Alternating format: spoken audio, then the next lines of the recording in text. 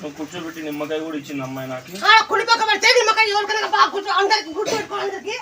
ఆ నిమ్మకాయ బిరిగిస్తే బిరిగి వస్తుంది, నిదానం ఇస్తే నిదానం వస్తుంది. ఎడం పక్కితే కప్ జరగదు పని. ఇది బాగా అందరు కూర్చోండి, అందరికి ఇది ఆడిచ్చేటప్పుడు కుడి పక్క ఇస్తే బిరిగిస్తే బిరిగ్గా, నిదానం ఇస్తే నిదానం. ఇది నాకు ఉద్యోగం వచ్చింది. ఫస్ట్ 10 రోజులు జీతం పడింది.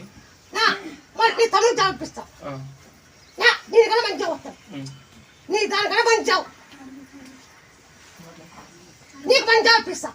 మా ఫస్ట్ వస్తే నీ కూడా మొత్తం ముఖం జాబ్ వచ్చానుకో నీ బిడ్డ అవుతా, జాబ్ రాదనుకో నీ బిడ్డ అవుతా. కాకపోతే ఏం మాటిస్తున్నావే అది మాకు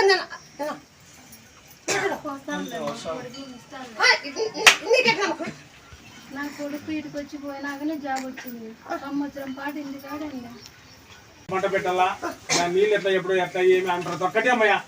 ఏదున్నా కానీ సమస్య ముత్యాలమ్మ దగ్గరికి పోతే ఖచ్చితంగా